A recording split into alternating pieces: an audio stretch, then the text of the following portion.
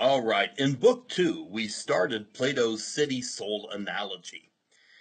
We met the producers, the lowest rung in the hierarchy of Plato's ideal city, his Callipolis. These are doctors and lawyers and bakers. These are construction workers.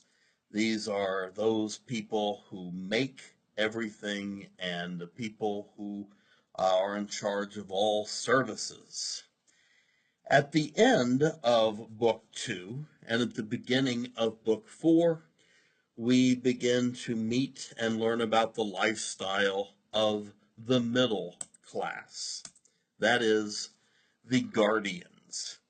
Plato also sometimes calls this class the auxiliaries. The guardians are both the police and the soldiers. It is the guardian's responsibility to protect the city from threats, both foreign and domestic.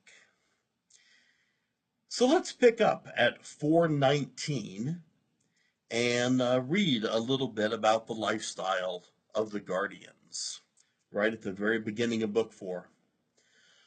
And Adeimantus interrupted, "How would you defend yourself, Socrates?" He said, "If someone told you that you aren't making these men very happy, and then it's their own fault." He's talking about the guardians. These men, by the way, although later he says, and also women, because there could be female guardians too. Very interesting. 380 years before Jesus, he's pretty progressive. The city really belongs to them, yet they derive no good from it.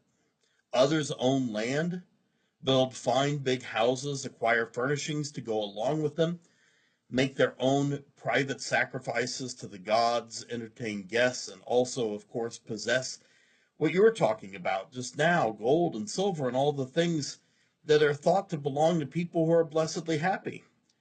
But one might as well say that your guardians are simply settled in the city like mercenaries, and that all they do is watch over it. Yes, I said, and what's more, they work simply for their keep and get no extra wages, and the others do. Hence, if they want to take a private trip away from the city, they won't be able to. They'll have nothing to give to their mistresses, nothing to spend in whatever other ways they wish, as people do who are considered happy. You've omitted these things and a host of others, similar facts from your charge. I'm skipping down a little bit. I think we'll discover what to say if we follow the same path as before.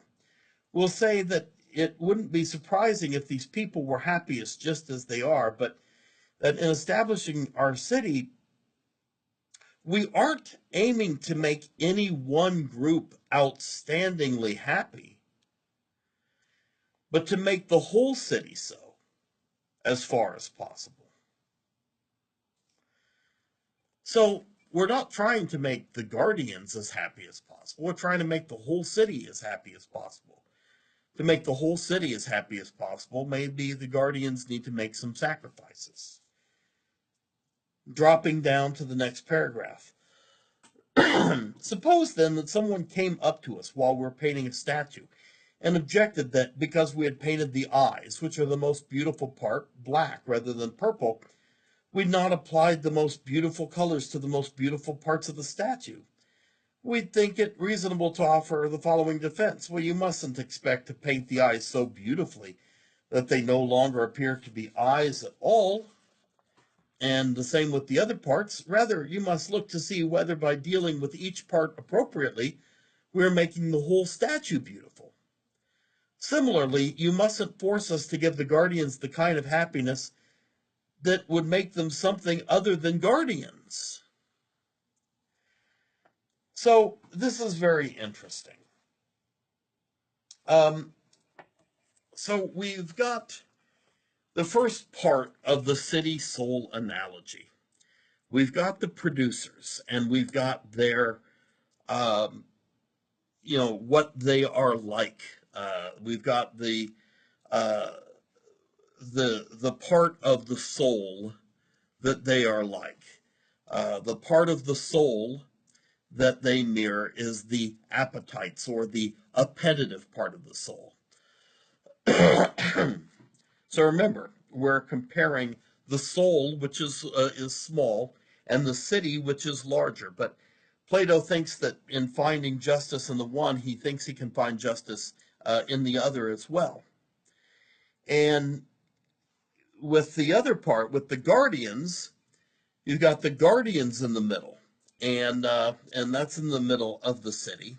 You got the guardians, and in the middle part of the soul, you've got the spirited part. So paralleling the guardians, you've got the spirited part of the soul.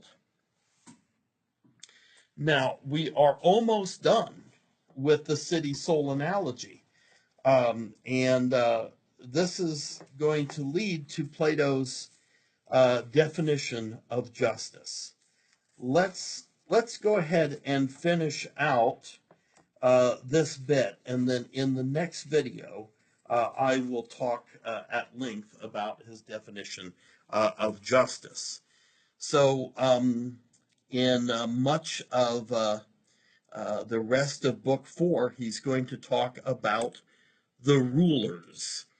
And I put rulers, put the S in parentheses there, because Plato seems to think that the best city would only have one ruler, a kind of philosopher king.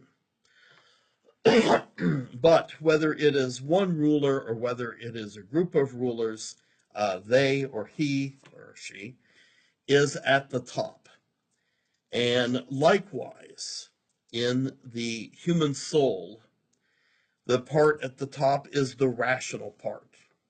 So now our city soul analogy is basically done. Let's go ahead and fill out the corresponding virtues.